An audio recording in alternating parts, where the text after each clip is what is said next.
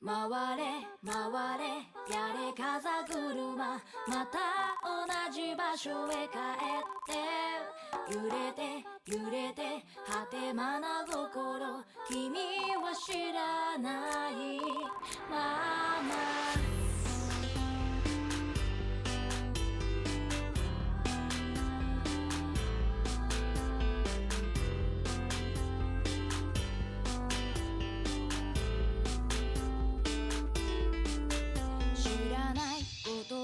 知りたくなるの、好奇心は止められない。好きと嫌いは紙一重で、僕の心はただ君をもとく造壁、天秤にかけてまたどちらが重いなんて不安定で揺れ動く、前からずっとそうだったわがままな君。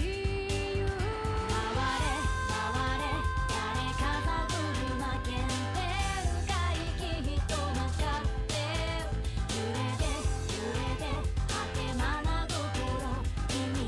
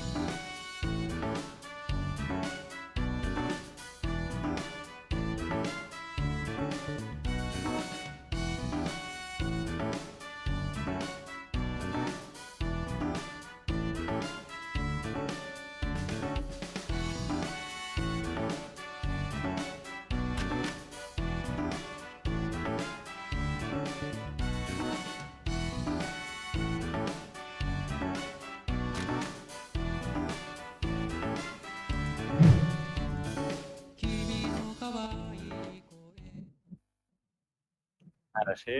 Molt bé. Ja estem en directe. Doncs bueno, molt bona tarda, molt bon vespre, molt bon dia a tothom. Comencem una nova aventura.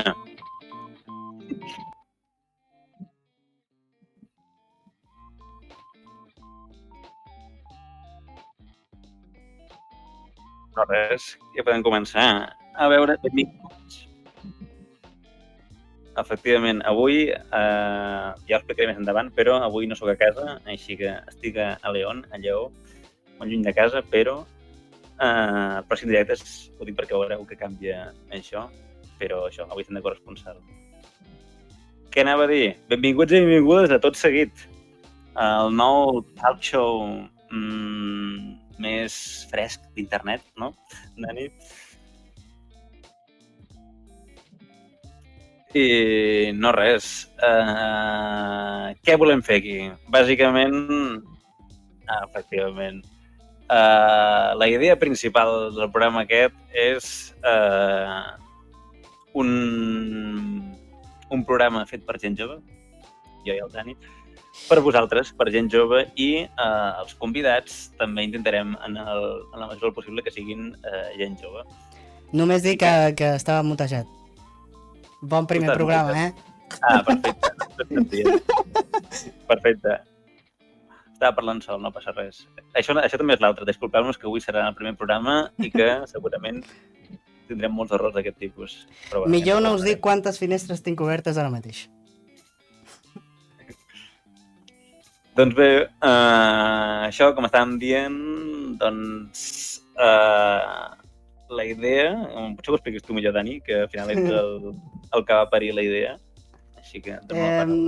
Bàsicament és un talk show, un programa on parlarem de safareig, d'entreteniment, d'actualitat, i com no volia fer-lo sol, vaig segrestar el Guillem, aquí present, i res, encantats. De moment ens acompanyarà gent molt interessant, que xerrarem de coses molt interessants, i avui tenim l'amic del programa, precisament, l'Òscar Masferrer, molt bon programa, no sé si és dissenyador, desenvolupador de videojocs, aquest és el terme, i millor persona. Efectivament. Aquest és el resum. Perfecte. Doncs no res, primer a fer una petita presentació de nosaltres, tot i que la majoria ja ens coneixeu. Aquí a la meva, què era això? A la meva dreta, no? Sí, a la meva dreta. Hi ha el Dani, el productor del programa, que, bueno, si vols dir qui ets tu mateix. Jo, ja ho has dit, soc el Dani i soc el productor del programa i també soc el conductor, per tant, si em veieu mirant a tot arreu és perquè tinc la música a un costat, el Guillem a l'altre, i si hi ha qualsevol fallo és culpa meva. I res, i tu, Guillem, que tampoc ets nou a això de Twitch, no? Efectivament. Jo, a veure, alguns em coneixereu pels barrets de palla, alguns altres perquè suposo que sou família o amics. Però bàsicament estem aquí... Bueno, al món de Twitch vam entrar amb els barrets de palla, amb la Copa Catalana de Pokémon, i des de llavors ja vam agafar el gustillo això de fer directes, i bueno, un directe setmanal va caient.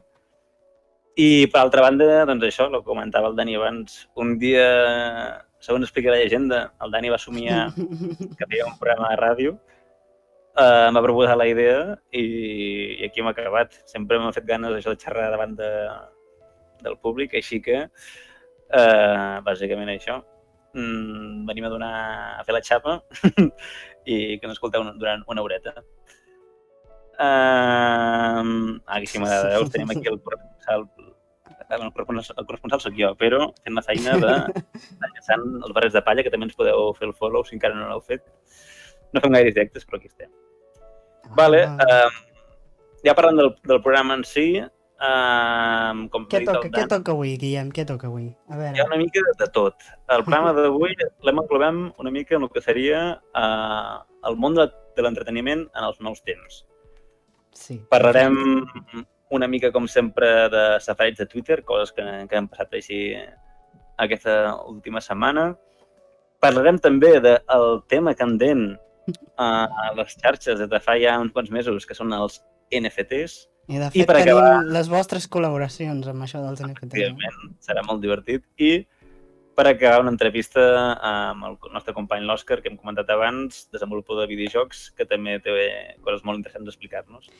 Sí, i de fet ja ho vam dir quan vam començar a parlar sobre el programa, era una pena que no l'hem fet abans, perquè el safareig de Twitter de fa un mes, o sigui, entre Residente, entre el Xocas i tot allò, o sigui, haguéssim tingut programa, però vamos, s'escriuria sol. Però no, nosaltres anem una mica més endarrerits. No passa res, passa res. Això mateix anava a dir. Aquesta setmana realment hem parlat tantes coses per Twitter. No sé si vols comentar, Dani, alguna coseta que Jo avui he entrat a Twitter i no en tenia res perquè Mercadona era trending topic i es veu que és per les mascaretes. I tothom està parlant de lo bé que senta anar al Mercadona sense mascareta. Jo no ho entenc. No, és la màgia de Twitter, no, també? Ens comenten, per cert, aquí que podem fer algun dia safareig històric. Això també trobo molt bona idea de coses que hagin passat durant... Avui què ha passat? De qui és l'aniversari? Avui de qui és l'aniversari? De la reina... La Terra, importantíssim. Espero que ja l'ha felicitat tothom. Sí, feliciteu-la al xat, que la pobra segurament no estarà passant malament avui.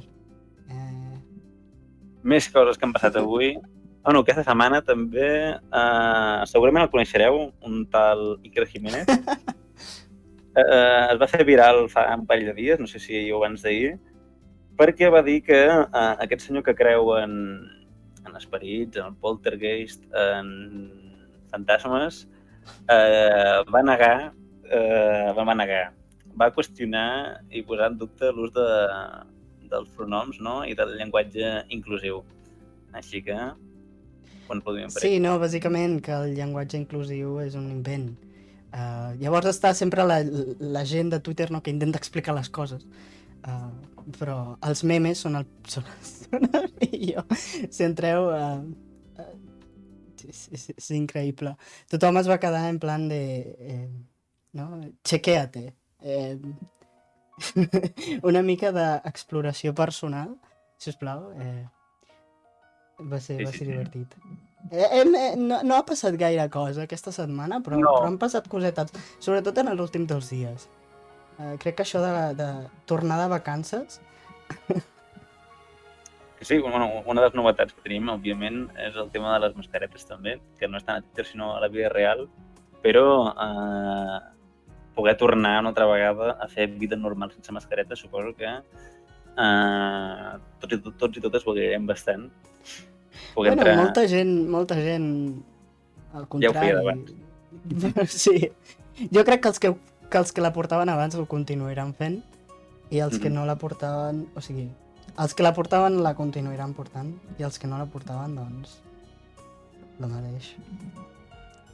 Però sí, l'últim que ens va fer molta gràcia, és part de la màgia de Twitter, va ser un hashtag que va aparèixer que es diu Baneado por Laura. Això passa cíclicament, perquè no és el primer cop que ho he vist jo per Twitter. No és el primer cop? No, ja em va passar fa un parell d'anys que hi havia un usuari, que no sé com es deia, que per X motiu tenia banejat no, com es diu? Sí, no, banejat. Exacte, bloquejat, que no pots seguir, bloquejat, això, que no pots seguir els seus tuits. Un munt de gent. I doncs això, una persona que s'ha dedicat a bloquejar a mig Twitter, i és divertit si ho busqueu el hashtag aquest, podreu comprovar si vosaltres també us heu bloquejat o no. Podeu posar aquí al xat si sou panejats o no. Què més? Pel que vaig entendre, perquè jo ho volia saber, o sigui, qui és Laura i per què baneja tanta gent, no? Es veu que és una fan d'una novel·la turca o alguna així, i està banejant a tothom que no és fan de la novel·la o que es fica amb la... No sé. Això em va recollir... Jo quan vaig veure que era una fan dic, no, si això serà una batalla d'Army o alguna així, llavors ho entendré, no? Però no. Es veu que les novel·les turques mouen tanta gent com BTS. És impressionant. També l'Òscar ens comentava, un altre tema d'actualitat és que Elon Musk vol comprar Twitter per, segons diu, Cert. per assegurar la llibertat d'expressió. Si més no, és una miqueta controversial, no? Que aquest sigui el motiu pel qual vulgui comprar. Val a dir que no estic informat sobre el tema. Així que sí, no sé, és una miqueta interessant, si més no, perquè Twitter precisament és una de les redes socials que menys censura a ningú. Vull dir, és un dels últims racons d'internet on trobes de tot. Vull dir, per això Twitter és tan... Bueno. També una dada molt important que ens acaba de comentar l'Enric pel xat, que és que avui és l'aniversari de Pilarín Vallès. També la felicitem des d'aquí. Disculpeu-me, però no sé qui és la Pilarín. Moltes felicitats, Pilarín. La podeu cancel·lar el Dani com vulgueu. Sí, cancel·leu-me a Twitter, si us plau. I ens pregunten què penseu de Twitter en general. Jo soc molt boomer i no sé utilitzar-ho. Home, a mi Twitter realment és la xarxa social que menys faig servir amb diferència, bàsicament per la seva rapidesa. És a dir, ara no, però la vaig començar a fer servir a batxillerat i encara mirava les notícies i el feia servir com a, per això, per les notícies. És a dir, em posava allà i al matí llegia... Llegir Twitter per les notícies és una mala idea, Ja m'ho penso. Però això vaig començar a fer servir. Què passa? Ara, com que he començat a seguir gent del meu entorn, a vosaltres sobretot... Barrets de palla. I tal, doncs el principal és això, que el que tinc a Twitter ara és molt polaritzat, però bueno, m'ho passo bé. Però bueno, que no m'has explicat qui és la Pilarín. Explica'm qui és la Pilarín. La Pilarín és una dibuixant catalana que segur que et són els seus dibuixos. Ara no... Doncs a veure. Si la googleges... Anem a buscar la Pilarín. Jo ara em sento malament. Jo la Pilarín... Ni llibres seus a casa. Si fos a casa podria ensenyar un llibre seu. Que res, bàsicament el que es feia era agafar contes de tota la vida i il·lustrar-los o fer auques, de tot. Aquest dia d'avui encara dibuixa, em sembla. Sí, no, sí, segurament la googlejo i ara dic, vale, aquesta Pilarín Vallès. Però pel nom no... Sí, veus? Aquesta Pilarín Vallès, ara ho entenc. Vale. Mitos, efectivament. I l'Enric diu que és la iaia de Catalunya i que és de Vic, que per això la coneix. Si no clar, gran no sabria. Un gest cap a Vic. Cap a tot Vic. També, per cert, que ja se'ns comença a tirar el temps a sobre, podem començar a comentar també per què es diu tot seguit el programa. És bàsicament per fer la gracieta de... Dani, t'ho deixo fer tu mateix. Per fer la gracieta de tot seguit parlarem dels NFTs. Efectivament. En aquesta segona part del programa que encetarem ara, que... Jo crec que és millor posar el vídeo directament. Directament, no? Doncs això anava a dir. Anem a saco. Endavant. Us deixem amb aquest vídeo tan preciós que el Dani ha muntat. Endavant.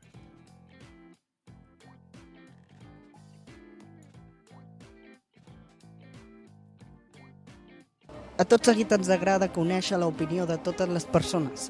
És per això que portem 4 hores al carrer intentant preguntar a la gent sobre els NFTs, les criptomonedes, si saben què són, si n'utilitzarien i si li veuen futur a aquesta nova tecnologia. Malauradament no hem trobat ni una sola persona que sàpiguen què són. Però no cal desesperar-se, perquè contem amb el testimoni en exclusiva d'un dels experts més reconeguts a l'estat espanyol sobre el tema. Entra vídeo.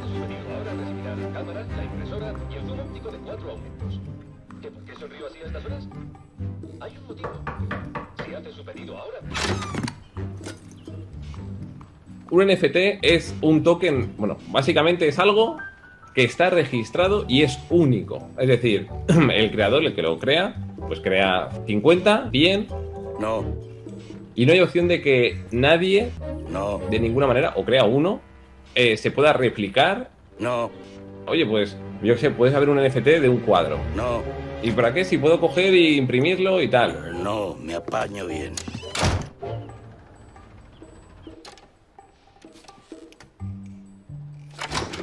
Un NFT es un token, bueno, No, básicamente es me algo apaño, no, que no. está registrado y es único. Es decir, ¿Qué? el creador, el que lo crea, Niño, pues crea 50, no 100... necesita a nadie. ¿Por qué se han perdido las buenas costumbres? Continúa. Un NFT es Pero un ve ya al token- final.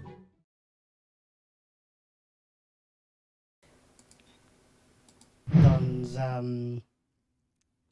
ja està tot explicat, ja ho veig molt explicat. Fins aquí, efectivament.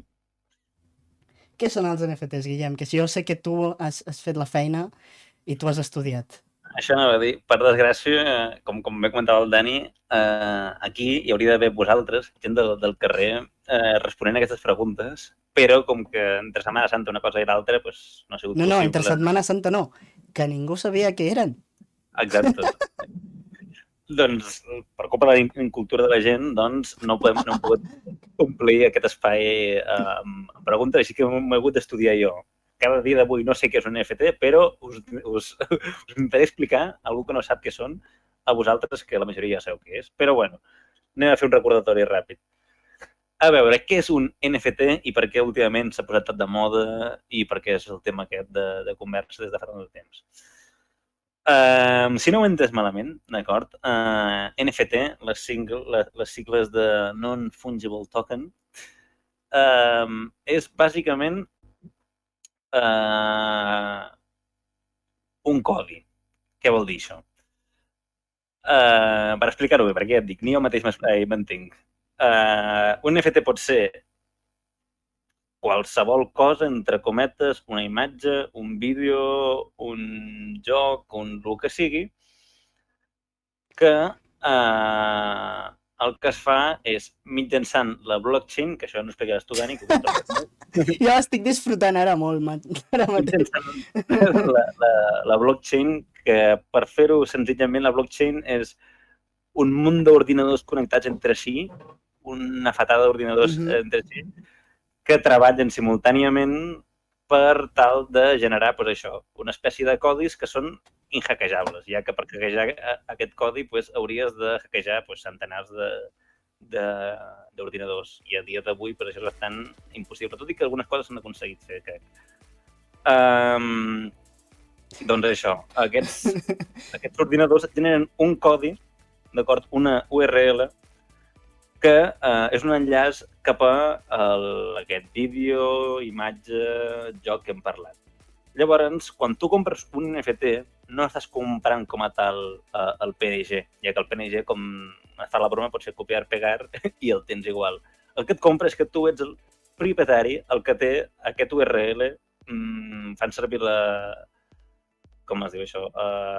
La similitud de dir com si fos un tiquet. Sí, un tiquet. Bàsicament, el tiquet de la compra, el mapa del tresor et diu això és teu. El problema principal d'això és que fent això, fent copiar-pegar, no ho tindràs, no tindràs el tiquet, tot seguiràs tenint la imatge. Així que és una mica aquí on entra una mica el debat. Per què s'han fet famosos últimament els NFTs? Doncs és bàsicament pel tema de l'especulació, ja que a dia d'avui falta trobar-li encara una utilitat en aquests NFTs. No es dubte que en el futur puguin ser algo positiu, que també en parlarem més endavant de si té aspectes positius, però bàsicament és això. Sí. Que, bueno, no sé si anaves a comentar alguna cosa. No, jo t'anava a preguntar si ja t'has fet un lío tu mateix. No, home, Sí. ho has explicat perfectament. Simplement els NFTs se suposa o expliquen que tu compres una imatge per internet, però és mentida. Tu el que estàs comprant és un tiquet de compra que et diu que aquesta imatge et pertany a tu. Què passa? Que si jo... estàs comprant una URL, una direcció, un tiquet. Si jo ara canvio com deia el Guillem, el mapa del tresor, no? Si jo ara canvio el tresor per, jo què sé, una pilota de futbol, en comptes d'un tresor et trobes una pilota de futbol, doncs aquí està l'estafa, i aquí està l'especulació, i aquí està perquè els NFTs són una enganyifa dels de dalt, com dirien a l'APM. Aquesta és la definició i què són realment, però nosaltres, aquesta setmana, us hem preguntat a vosaltres que què són els NFTs. Només respostes incorrectes. I ens ha fet molta gràcia. Ara els compartirem amb vosaltres. Està per aquí. El tindríem. Què volen dir les sigles NFT segons vosaltres, segons els nostres seguidors a Twitter? Aquí tenim a l'Òscar, el nostre convidat. Després haurà de només en fosc al Twitter. Team Fosc, gràcies. El Guillem és Team Clar, Team Clar, això tindrem un debat, més endavant perquè tindrem un debat comenten que serà una mica petit, no sé si pots fer zoom sí, i tant. A la part del mig només.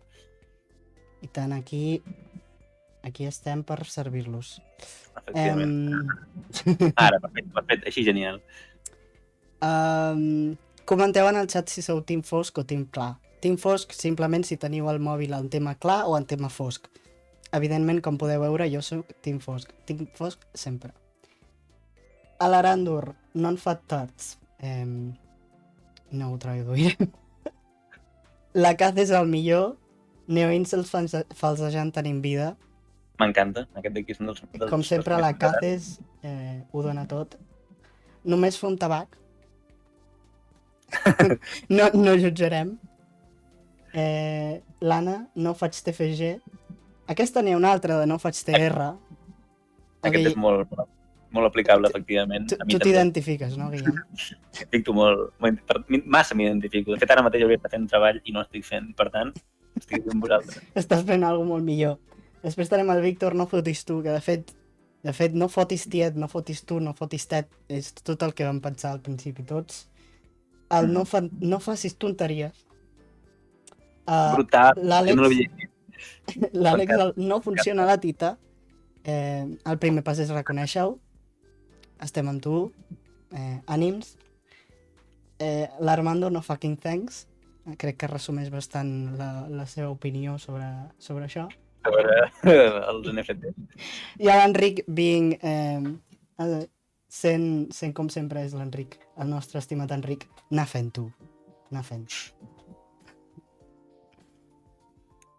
Tenim alguna més de resposta? No, ja està. Fins aquí. Doncs... Crec que potser sí n'hi ha més, però... No, fins aquí. Doncs això han sigut les nostres respostes. Com que no tenim respostes al carrer, us hem tingut a vosaltres. Moltes gràcies per donar les vostres respostes. I tal. Doncs a veure, ens queden encara 5 minuts abans... La CC Dross diu... Hola. Hola, CC Dross. I veig, per cert, que el Team Clar està guanyant, Tenim 3 Teams Clars versus 2 Teams... Mira com es fixa en el xat només pel que li interessa, La CC ha saludat i no l'has mirat. No s'ha saludat, perdoneu. Podem fer una enquesta o això no ho en tenim encara? No, encara no podem fer-la. Quan siguem afiliats, que ens costarà la vida ser afiliats, quan ho comentaven... Quan tinguem... Quan ens anem a Andorra, llavors sí, no? Efectivament. Doncs, parlant dels NFTs, ja et dic, ja com he estudiat, deixa'm posar aquí la xapa. Deixa't. El tema aquest que parlàvem abans de l'especulació, que és això. A dia d'avui, com que els NFTs encara no tenen un ús com a tal, el problema principal és això, que només són un bé d'intercanvi, no deixen de ser com una moneda més i també un tema per blanquejar diners, que després, si de casa, recordo com l'Òscar té algun tema interessant de parlar sobre això, sense mullar-los massa. Doncs això, que és només una moneda d'intercanvi, que l'únic ús que té és comprar-lo per tornar-lo a vendre'l.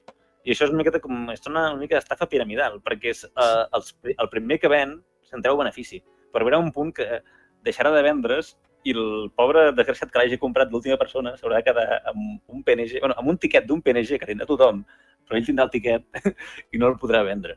Així que és una miqueta, per això, estafa en aquest sentit. Et dona una mica, suposo que està pensat pel tema aquest del col·leccionisme, que també és una miqueta comparable amb l'art, no? Perquè tu a casa pots tindre també, per això, una imitació d'un Guernica, que si no et signen que és el Guernica de veritat, podria ser qualsevol. De cert, que sortir aquí una... Sí, no, perdoneu. Estic intentant arreglar en el xat, però... Continua. I també el que comenta l'Òscar, que el problema principal és aquest, que els preus estan baixant perquè la gent comença a donar-se'n, i com que es dilueix tant, arriba un punt que no és que es venguin més cars, sinó que es venen més barats, la majoria de vegades. Mira, ens comenten també, els NFTs l'únic que han fet ha sigut empitjorar el món de l'art i no serveixen per res, només per embrutar l'art. Sí, no, això també ho deia molt per Twitter, no? Si realment el que vols és donar diners als artistes, escolta, aquí tens el meu PayPal. Aquí anava a anar també. Un altre tema del qual volíeu parlar era el tema aquest dels NFTs i l'art, que s'ha dit molt que és per ajudar els artistes i entenc molt això que diem del tema aquest de que NFTs igual no vull pagar per l'art. Molt correcte el que estàveu dient. L'única cosa aquesta que jo veig positiva des de la meva inexperiència o de no saber-ne, que és el tema dels royalties. Els royalties és bàsicament cada vegada que es fa una transacció amb aquest NFT, la persona que l'ha creat en guanya un percentatge. Llavors, si parléssim del tema de l'art, tu pots ajudar algú amb el Patreon, amb el PayPal i tal. Imagina't que compres un NFT del teu artista preferit, un artista que l'ha creat ell, perquè després, si de cas en parlem també de que hi ha hagut molta prostitució amb això dels NFTs, de que han robat obres o que són obres creades per intel·ligències artificials que en fan milers en segons. Ens posem ara en la part més lícita de que ho ha fet algú, posem que ho ha fet un artista de veritat i que estàs comprant aquesta obra d'aquesta persona. Cada vegada que aquesta obra es vengui, l'artista originari en guanyarà un percentatge. Una mica com amb els llibres, quan un escriptor es va reeditant llibres, que ell en treu sempre un petit percentatge d'aquests royalties. Suposo que aquí és on es podria justificar una mica, sense tenir-ne jo gaire idea del que estic parlant i sense parar amb peus de plom perquè no em puguin fonar. Sí, jo crec que més que res que la gent tampoc... que també és un tema que parlarem de la democratització de l'entreteniment. L'entreteniment ara es vol consumir a un preu molt més barat del que es produeix. Què passa? Que la gent no... Abans la gent comprava quadres per, no sé, molts diners. Ara tu potser no vols comprar a un artista de Twitter, no vols comprar perquè ets així, a un artista de Twitter 40 paus una il·lustració. Penso que aquí està l'error, no? De que aquesta il·lustració és de qualitat, l'ha fet algú amb les seves manetes i té aquest valor. Hem de donar valor a l'entreteniment, tant l'artístic com el que estem fent ara mateix. Això també és entreteniment, no? Estan deixant caure que obriran pate. No. Ara pel xat he vist que hi ha hagut una mica de discurs sobre això, que és bàsicament, comenten això, que molts artistes que s'han pujat al carro d'això han acabat baixant entre vergonya. També això, el tema principal, que abans m'he deixat de comentar, que un dels aspectes principals negatius és això, que com hem comentat, per mantenir la xarxa aquesta de blockchain, que hem comentat que són un munt d'ordinadors, estem parlant d'una quantitat ingent d'ordinadors, estem parlant de gratacels plens de servidors i d'ordinadors, que això consumeix una barbaritat. Cada vegada que es genera un NFT o cada vegada que es fan aquestes transaccions, no vull imaginar-me la quantitat d'ordinadors que s'han de moure a la vegada perquè això funcioni i perquè sigui d'aquesta manera tan inhackejable, vaja. I res, per últim, per tancar una miqueta el tema, jo, com sempre, aquestes tecnologies sempre neixen amb una intenció i acaben sent una altra. Els NFTs han nascut a través de les criptomonedes, que és un altre follon, això de les criptomonedes. Ara pots, amb un programador, pots crear criptomonedes i, bàsicament, enriquir-te estafant a la gent. Però, per exemple, les criptomonedes, jo sí els hi trobo, en certa manera, una utilitat, sobretot per persones que per X o per Y no poden accedir a un banc. Fa poc, ja li vaig comentar al Guillem, fa un parell de dies hi ha un youtuber que és rus i que s'ha marxat de Rússia, no sé per què, i a Rússia no hi ha Visa, no hi ha Mastercard, i ara es troba en un país europeu on no li accepten els seus diners. Què fa? Doncs ha posat tot en criptomoneda i està pagant amb criptomoneda. Són casos excepcionals, sí, però aquesta tecnologia està aquí per fer servei, no? És com tot, és com tot. Sí. Això també opino jo que serà el tema aquest de... Ara és al principi, suposo que si també vaig veure... Perquè m'he tragat vídeos, masses,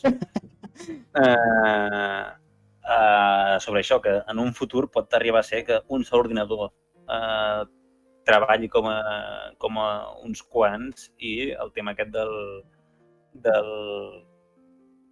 del minatge no sigui tan contaminant. I, per cert, veig aquí que a Caces acaba d'arribar... Ei, a Caces! Moltes gràcies. T'estimem. I no res, no allarguem-nos més, que tenim aquí el nostre convidat esperant-nos. Sí. I, si us sembla, doncs, tot seguit passem a l'entrevista. Així que donem la benvinguda a l'Òscar. Anem a veure què n'opina l'Òscar dels NFTs. Anem a fotre la nostra meollo. Un moment, perquè això ho haurem de configurar. Primer directe, no ens podeu dir res. Continua parlant Sí, continua parlant dels NFTs. Què més saps dels NFTs? Jo crec que ja m'he acabat tot. Sí, de mentre aprofito per passar-vos per aquí un vídeo que és molt interessant, que és un xic que es va dedicar a guardar tots els NFTs que existeixen, ¿vale? Que és molt curiós perquè és el que comentàvem, que aquesta persona és... Vale, un moment. Que dels propis usuaris. I aquesta persona els té descarregats, ell amb un disc dur, i els té tots guardats. El dia que l'internet se'n vagi a la merda, ell els seguirà tenint, i potser les persones que tenen el tiquet el perdrien. Us deixo aquí el vídeo perquè em feu un cop d'ull i bastant interessant. Un momentet, l'enganxem aquí. Això és molt més difícil del que sembla, O sigui... Sí, ens falta un realitzador. No el podem pagar, si algú vol fer de realitzador. No, home. És bàsicament molts problemes tècnics. Però de seguida... Ja ho tenim. De seguida, aquí ja el tenim. Digues hola. Com estàs? Ei, t'escoltem. No et veiem, però t'escoltem. Bueno. Ara és quan entro jo amb la pisonadora dient que els NFTs són una puta merda, cagant-me en tot. Deixa va. Ja et veiem. Estupendo. Hola. Incís superràpid sobre això que ha dit el Guillem de que hi ha una persona que els té tots descarregats. Vaig estar veient jo un vídeo fa poquet d'un que havia descarregat tots els de la col·lecció dels micos aquests lletjos que hem vist tots, perquè són els primers que es van fer populars, se'ls havia descarregat tots i havia fet nous NFTs de la còpia, dient directament, és la còpia, és una còpia, no són els originals, però pots tenir un NFT dels micos copiat per si vols tenir un mico i no pots. És en plan... Clar, perquè tu estàs venent la URL, no estàs venent la imatge. Clar, o sigui, en una blockchain no pots ficar una imatge perquè pesa molt. A la blockchain el que estàs ficant és l'enllaç del mega de la foto. O del Drive. Alguns són tan cutres que ho posen al Google Drive. El Dropbox o el que sigui, sí. Ese Òscar, exacte. Tenim el nostre Òscar, un grande. Ara que tenim aquí l'Òscar, doncs anem a presentar-lo com és degut, vale? Que es presenti ell, que nosaltres ja hem parlat molt. Qui ets, Òscar? Vinga, va, sí. Qui ets, Òscar? Digues tu. Aquesta no me l'he preparada. Jo em dic Òscar Masferrer, soc un dels 4 membres fundadors i membres actuals de Talpa Games, un estudi de videojocs d'aquí a Barcelona. Bueno, aquí, jo soc de Tarragona. S'ha de fer país aquí. Som els desenvolupadors de Mailmole, un joc de plataformes 3D que ja tenim disponible en totes les plataformes i ara estem desenvolupant Coan the Five Pirates of Mara juntament amb Undercoders i Chivik. Recorda passar pel xat el seu Twitter, ja li podeu fer tots follow i després ja farem spam dels videojocs que estan creant i en parlem també. A veure, la primera pregunta... Després fem la promo. Sí. Quedeu-vos fins al final. Quin és important, que tenim preparada, aquesta no la saps, que és quin és el teu color preferit? Estaria... Colors foscos, sempre colors foscos. Estaria entre el blau i el verd. Blau i el verd. Doncs ja sabeu, si mai voleu fer un regal d'una samarreta, sigui blau o verd. No, la pregunta important... Però el color corporatiu de Talpa Games és el taronja. També... La pregunta important, de debò. Twitter fosc o Twitter clar?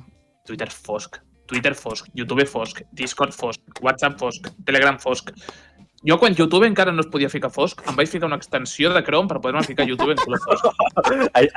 Val a dir que això és dedicació. Això és un true believer de... Sens dubte, sí.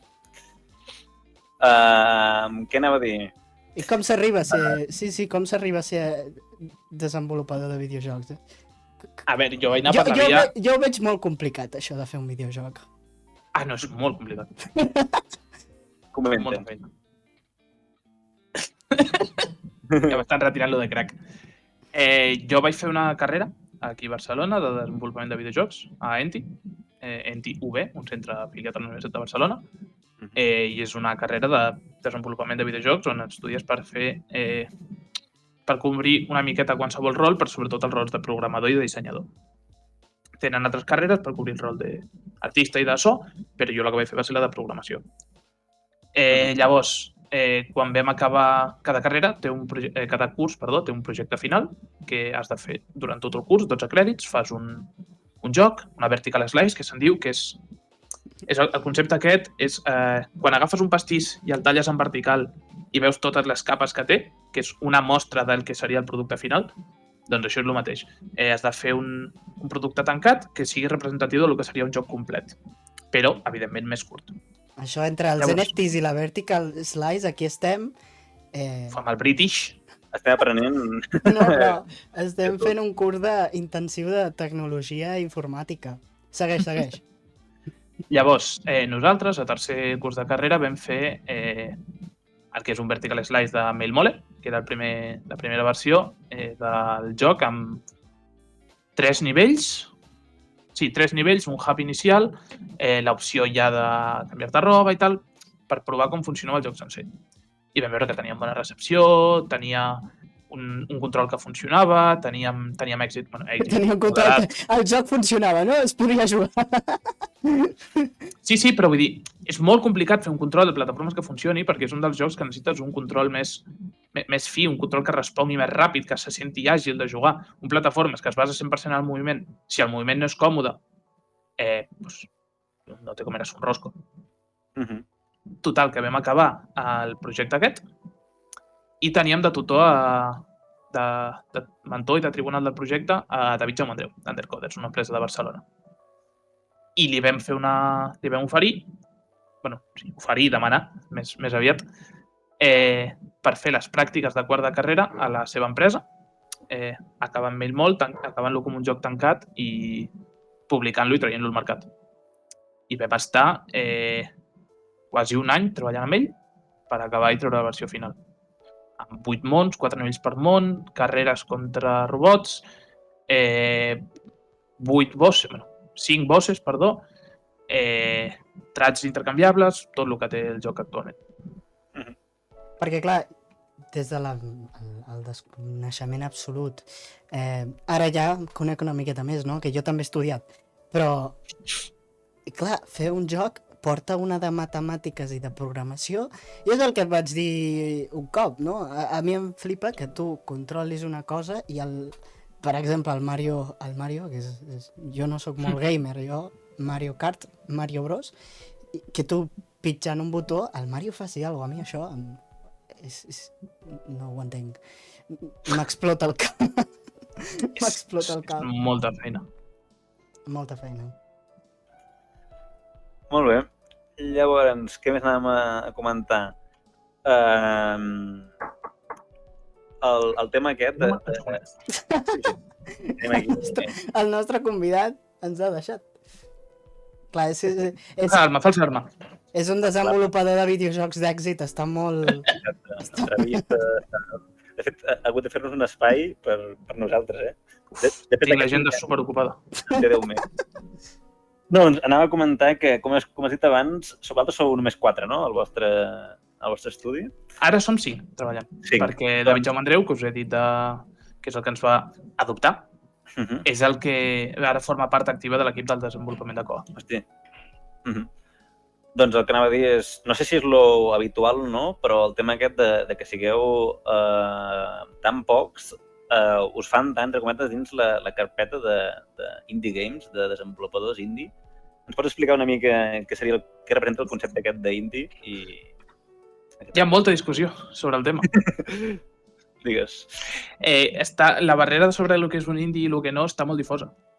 Abans no ho estava tant, oi? Abans no ho estava tant. Indie era els videojocs que no jugava ningú, els que coneixien de videojocs jugaven això, i estaven els triple A. Ara és com... Vull dir, Among Us era un indie, no? Entenc? Among Us era un indie, però ara què? Ara el què? consideres indie o no? Exacte. Clar, abans hi havia les 4 o 5 totxes, tenies Nintendo, Microsoft, Sony, Activision, Ubisoft, i que es deien el que és el AAA, i llavors hi havia el que ha fet un joc al garatge de casa seva, que allò era un indie, que no té recursos més que el que tregui de treballar perquè fa el joc en les hores lliures.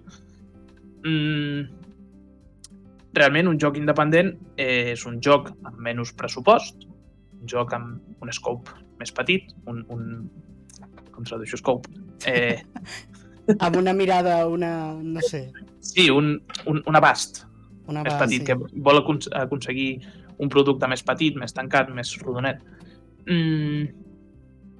I que és això, no té darrere un gran publisher. El problema quin és? Els grans publishers han vist que els indies funcionen i estan volent publicar indies. Bueno, estan volent, no, porten publicant indies durant molt de temps. Tenim l'exemple del Ori and the Blind Forest, per exemple, que seria considerat un joc indie, però té un gran publisher darrere, i això fa que, clar, tenen una quantitat de recursos enorme, tenen una quantitat de una potència de màrqueting increïble darrere. Clar. I molta gent, no? Suposo, treballant darrere, que això també ajuda. També. I tot i que no tinguis un superpublisher darrere, tens l'exemple, per exemple, de Hollow Knight, o qualsevol joc indies d'aquests que hagin tret una pasta increïble per Kickstarter, que és en plan, vale, Hollow Knight eren 3 persones treballant en el joc, però tenien un...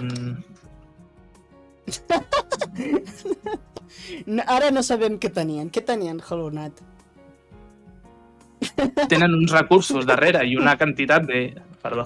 Està bé. No ha despertat bé. Han portat un trosset de mona de xocolata, han entrat sense trucar a la porta. Jo també tinc mona de xocolata per aquí. Jo me l'he acabat ja.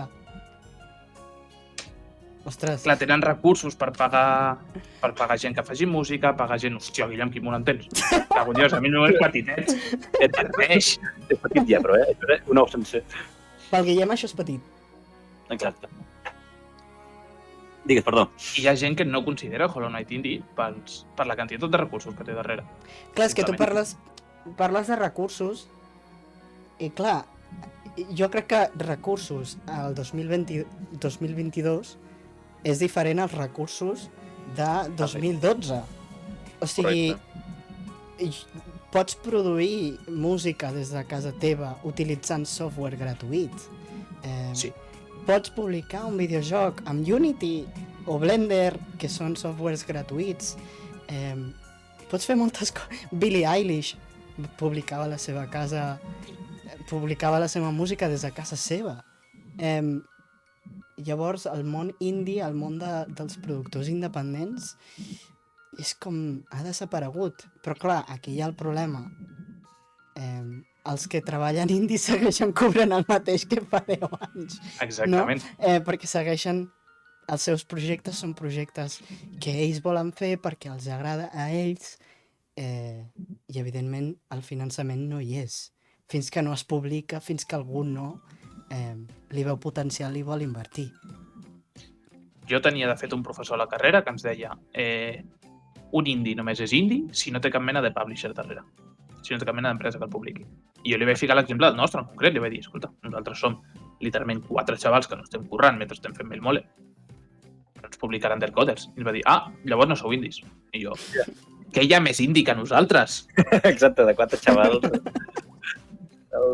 Quan poden fer d'allò. Sí. I és això, i també el mole no vam poder cobrar fins que va sortir el joc i vam treure beneficis.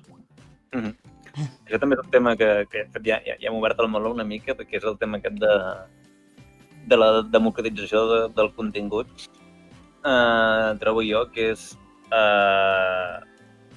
clar, la doble cara d'aquesta de la moneda ara tothom, entre moltes cometes, pot fer un videojoc, no? És a dir, és molt més senzill que abans i també suposo en la qualitat. No sé si s'havia ressentit en aquest sentit el món indie o la indústria dels videojocs en general. No sé si tens alguna opinió d'aquest tema. No tenia el problema de quantitat. Vale, digues, Dani, digues. No, que jo, afegint a la pregunta del Guillem, jo crec que aquest és el problema, que la gent s'espera el mateix resultat, sense tenir en compte que ara la majoria de coses que ens entretenen, videojocs, música, el que sigui, cada cop més les fan indies. No? Crec, sí. Penso. I el problema no és tant la qualitat, com diu el Guillem, com la quantitat. És a la democratització aquesta, que tothom pugui fer un joc, que tothom pugui publicar un joc Steam és facilíssim. En consola ja més complicat, però si vols publicar un joc ordinador, està tirat. Et piques a Itch.io i pots pujar el joc directament. I a Steam tens una mica més de procés i has de pagar una quota, però és una quota baixíssima. Si tens una mica d'interès, la pots pagar sense cap mena de problema. Això fa que surtin a diari una quantitat de jocs impressionant. I clar, tu pots haver-te passat 2 anys fent un joc i el publiques, però aquell mateix dia surten a Steam 37 jocs que ha fet cada persona en un mes. I aquí el teu joc té més complicat sortir a la llum. I això tant en el moment de sortir com en el moment de fer el màrqueting, com en el moment de buscar inversors, com... La democratització del contingut està molt bé, entendre que tothom pot crear art ara mateix, però a la que tothom crea art és més difícil destacar. És més difícil destacar i es devalua, no?, d'alguna manera, perquè si hi ha més producte i la demanda és la mateixa... Exacte.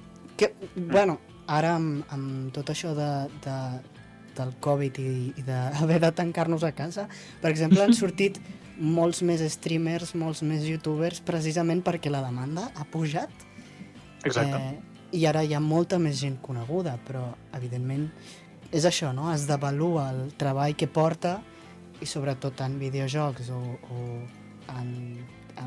repeteixo, audiovisuals en general, és molta feina la que hi ha darrere, que no es veu. Molta feina. I això pot ser un problema. Crec que hem d'acostumar-nos, no, una miqueta més a valorar les coses que veiem per internet.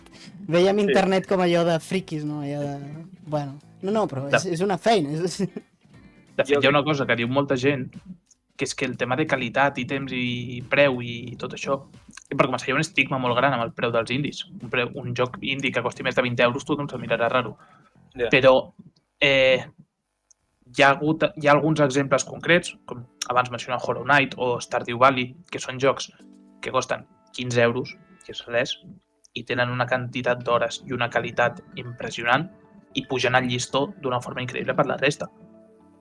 I molta gent diu, per què m'he de comprar això si pel mateix preu tinc el Hollow Knight? Sí, no, a mi, i jo com a usuari també m'ha passat això mateix, el tema aquest de que dius... Lo difícil també de posar-li un preu a un videojoc indie, perquè al final això, una empresa AAA posa un preu en funció de... Bueno, ja deuen tindre els seus Excels, décimes pàgines... Sí, no, el preu d'un AAA són 70 euros ara mateix. Tots els AAA surten a 70 euros. Efectivament, i més hi ha un mercat. En el cas dels indis, jo suposo que és molt més difícil també. No sé si vols comentar una mica per damunt el tema aquest Recordo parlar-ho això amb Carlos Coronado, que és un altre creador de jocs català que fa els jocs ell sol, se'ls publica ell sol, té alguna ajuda per fer els ports de consoles, però s'ho manega tot ell. I va treure ara fa poquet Horror Tales The Wild, un joc de por, en primera persona, de Walking Simulator i així. I ho estava parlant amb ell i em diu, hòstia, no sé en quin preu ficar-ho. I em diu, quin li ficaries tu? I jo, no sé, per lo que he vist i el que he jugat i tal, 15 o 20 euros perfectament. I ell em deia, hòstia, jo havia pensat 10, 9,99. I és veritat, tio, amb la quantitat de curro que li has fotut, la quantitat de tal. Que sí que és veritat que hi ha una part aquí de psicologia del comprador que és molt més fàcil que et compris un joc que et compris 2 jocs de 9,99 que un joc de 19,99. A la que més puja el preu, més, evidentment, al ser més car, tens més reticències a l'hora de comprar, perquè si ho penses fredament, són 5 euros, saps? No és tanta diferència entre un 9,99 que un 14,99. Però psicològicament costa molt més del que és aquesta diferència. I també valorar-te tu mateix, no? Exactament. Hi ha com un estigma, propi estigma a tu mateix, en plan de, no, jo aquest joc l'he fet a casa, no és res. Clar, com he de cobrar jo 20 euros per això, saps? Sí. Ens pregunten pel xat si indie, actualment o abans, té cap repercussió, simplement el nom que li posen i ja està. Només el nom, realment. Hi ha gent que està super a tope amb els indies i només juga indies. Hi ha gent que diu, no, això són jocs cutres, jo només jugo AAAs que surtin amb tecnologia puntera. He pensat en el com es diu, en el punk aquest, el 2045, com es diu? El Cyberpunk. Sí, el Cyberpunk és AAA, 80 euros i no serveix per res. Sí. No? I ha sortit com ha sortit, que l'estan intentant arreglar com poden i realment no sé com està ara mateix. L'Armando que està aquí al xat el va jugar i el té per la Play. Per la Play diria? No me'n recordo exactament. Clar, i aquesta... Però... Ara també que hi penso, perdona'm, aquesta també és la cosa, no? Si per exemple, jo què sé, com va passar amb aquest, si Ubisoft, no sé si parlar d'Ubisoft és gaire d'això, però si qualsevol empresa d'aquestes la fastidia o posa un joc inacabat, com va ser el Cyberpunk, la repercussió és la que és. Però si un indie li passa qualsevol cosa, la seva carrera, això és molta pressió. També. I de fet el tema de les actualitzacions és un altre tema. Un joc quan surt no té res a veure amb un joc amb la versió final. Ara mateix Melmole té el joc base. La primera expansió que vam ficar, que va ser afegir un modo de boss rush que et permetia desbloquejar un tretge nou. La segona expansió que et ficava 8 nivells nous. El primer DLC, tot gratuït, que era tot gratuït, de nivells de Halloween, i el segon DLC que era de nivells de Nadal. I ara tindrà el DLC extra de la versió col·leccionista que encara no ha sortit. Vols parlar també, ara que parles de DLC, si vols donar també opinions i això del tema dels DLCs, aprofita. No, jo crec que és el que està dient, no? Precisament. Sí. Això ho compares amb la versió inicial del joc i què? Té com moltíssim més contingut. No, i que és el que deies abans, no? Vosaltres els DLCs els heu posat gratuïts. Perquè si els arribeu a posar pagats, no potser per ser indie, per ser un... Exacte. És bastant... El DLC... Hòstia, la gent criticava molt abans i sí que és cert que hi ha hagut molta mala pràctica, però per se no em sembla una mala pràctica. Clar, si agafes i fas com van fer Final Fantasy XV, que és que retalles un tros de la història per prendre-te la part, està objectivament malament. No, o com el Mario, no? El Mario Kart, que han tret un DLC pagat i són els mateixos circuits de fa 20 anys. Els circuits del mòbil. Els circuits del mòbil són. Ni siquiera modificats. És en plan, bueno, això sí que és cert que el Mario Kart és contingut que han fet, no te diré que express, però és contingut que han fet post-llançament, no és contingut retallat del joc. El tema és, si fas contingut quan acabes el joc, el que estàs fent és aprofitar els recursos que ja tens. Per exemple, comparar fer un joc nou, fer un DLC. Fer un joc nou és pensar una idea nova, fer tota la programació nova, fer tot l'art nou, fer tot el màrqueting nou, buscar una base d'usuàries noves, buscar un target nou.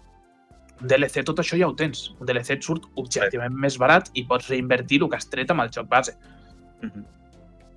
Sí que és cert que els DLCs es comencen moltes vegades abans del llançament del joc, però el joc, o sigui, la praxis correcta és tenir un joc tancat i mentre part de l'equip està acabant el joc, l'altra part de l'equip comença a fer el DLC. Això és el que vam fer nosaltres amb Melmole.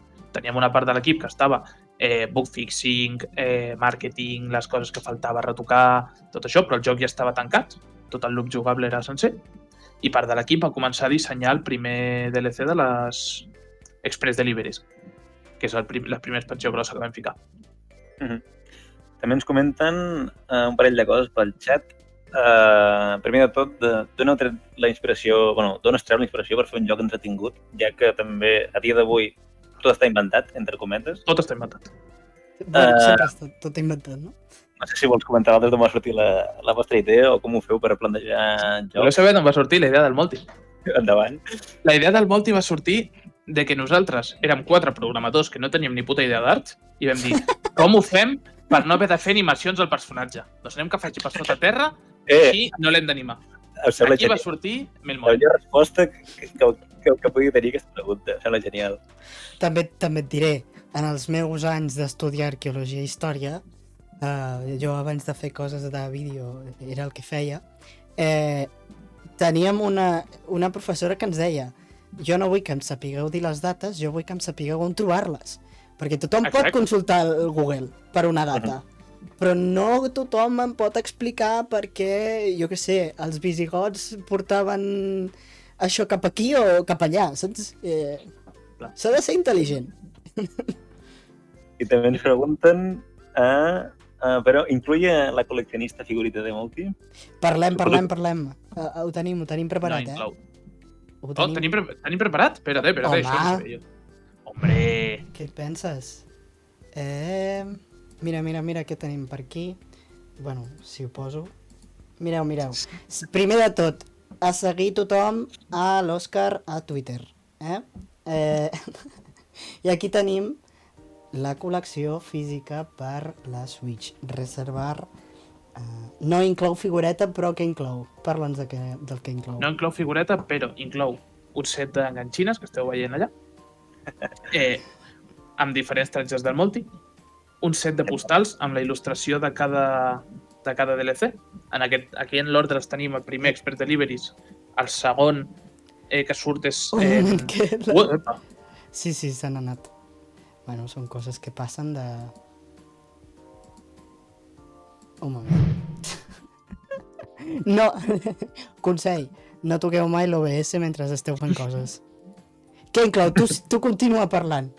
Sí. Vale, surt també, la il·lustració de cada DLC i també inclou una carta que és la que explica el lore del joc, perquè al principi del joc consisteix en que el Multi està de vacances, però el seu cosí li envia una carta dient-li que ell està lesionat i no pot portar a terme la missió que li han encomanat, que és salvar la festa major de Carrotland. I aquesta carta està dintre l'edició col·leccionista. També el joc ve amb un manual d'instruccions, com venien els jocs vells, i, evidentment, la caixa i el cartutxo del joc per ficar a la Switch. Aquí veieu alguna de les il·lustracions del joc. Us coneixia, que té un aspecte molt professional, veig. Ens pregunten si feu envios a UK. No estic segur, perquè això ho porta Selecta. L'edició la publica Selecta Vision. Ah, sí? Sí. No sabia que Selecta també feia vídeos. Són els que van fer la del Blasphemous, també, que és un altre joc espanyol superbo. Va fer un Kickstarter de l'hòstia. Molt bé. I també... això. Em sembla que sí que hi haurà unes quantes versions per UK. Després us miro on s'ha de comprar. També el teniu a la Nintendo eShop, que estan amb un 33% de descompte. Profiteu. A Steam i a molts altres jocs. A Xbox també està. I a PlayStation. Com veieu aquí a Steam, els DLCs van a part, però bueno, són completament gratuïts, no passa res. Exacte. I ara que torna la càmera, no tenim figureta, però ens vam fer això. Vaig tard al directe, així que no sé ni siquiera si està sortint en toca. Sí. Sí. El peluix. Oh, que cookie. N'hi ha una altra versió, que és el peluix gros, però aquest no el tinc jo aquí. El tenim a l'oficina. Que xuli. A mi em sembla, ja ho saps, em sembla molt... O sigui, crear un videojoc amb lo difícil que és, crear una empresa amb lo difícil que és. Millor no parlem del tema, però és molt difícil. I sobretot en el món de l'entreteniment és una victòria, però jo crec que realment per tothom que continuïn creixent coses així és molt xulo, molt xulo. I si vols parlar del projecte que esteu fent ara estem amb més gent, amb més equip. Explica'ns una mica, no, la diferència entre Talpa Games, Undercoders, ara esteu amb Koa. Què esteu fent? Vale.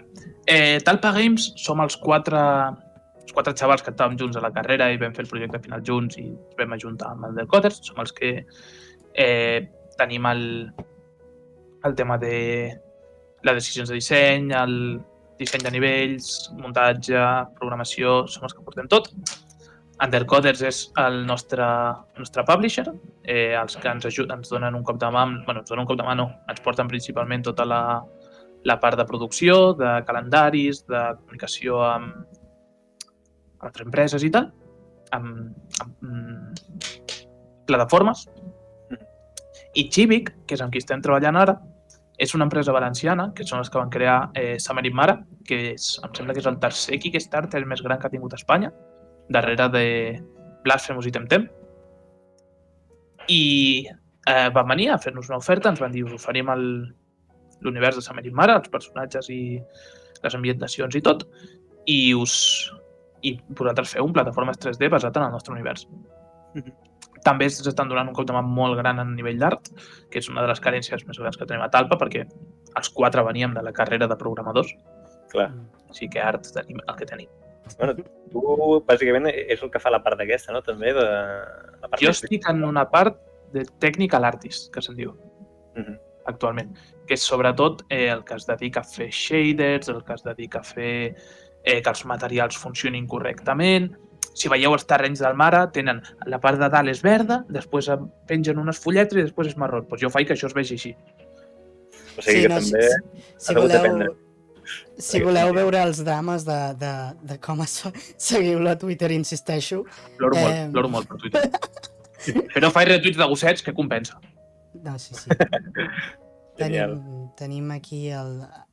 D'això està parlant, de Koa and the Five Pirates of Mara, que no està a la venda, però el podeu afegir a la vostra wishlist, Anar a passar ara mateix el d'allò, l'enllaç per aquí. I aquí tenim una miqueta, doncs, el vídeo de tot el que està fet. Com veieu, està molt bé, Tots aquests materials, mireu, les fulletes, tot això ho ha fet el nostre Òscar. Hores i hores de feina per fer fulletes, Home, tampoc ho diguis així, no? Les heu de valorar totes. Com veieu, Civic, Talpa Games i Undercoders. Us acaba de passar aquí pel xat, si poseu això, afegir la vostra wishlist, que no sé exactament per què serveix, però segurament fa que... Afegir a wishlist fa que Steam... clar, a nivell personal, t'ho afegeix una llista, t'avisa quan estigui de descompte el joc, t'avisa quan surti, i els tens tots ordenats els jocs que segueixes i t'agrada comprar. A nivell de desenvolupador, com més wishlist tingui un joc, més promoció li dona Steam, més fàcil és que el faci sortir a la portada, més fàcil és que l'ensenyi més gent. Perquè com més wishlist té, Steam entén que més gent el vol. I com que més gent el vol, doncs més calent li portarà i el promociona més. Molt bé. Doncs, per nosaltres, crec que...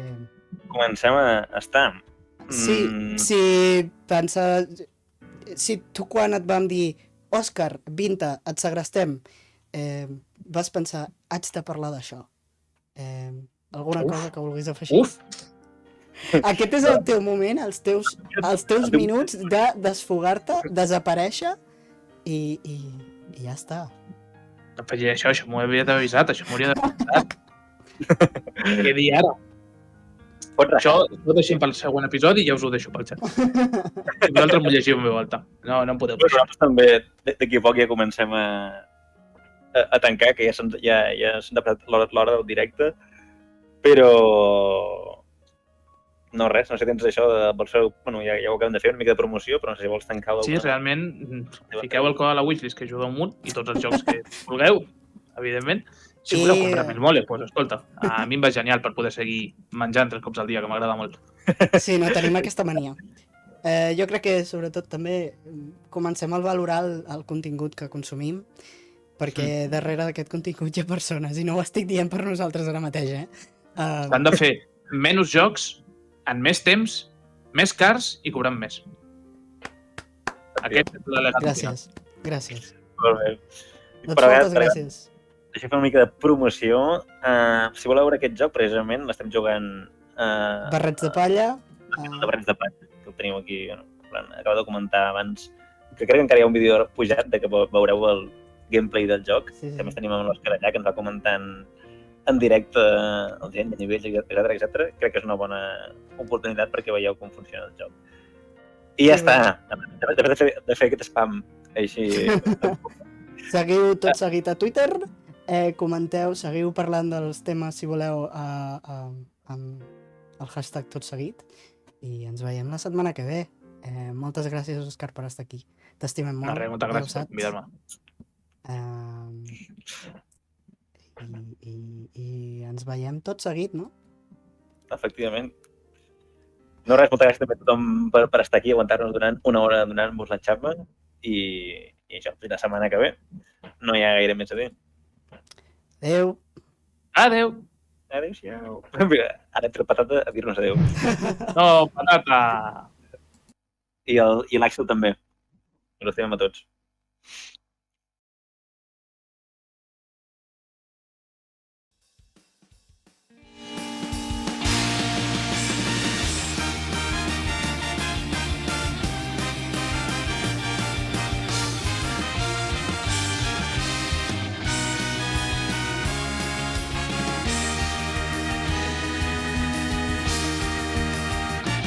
つまずいた時立ち上がる勇気をくれる誰かがそばにいればいい一人じゃないと踏み出した最初の一歩が明日への扉を見つけ出すよ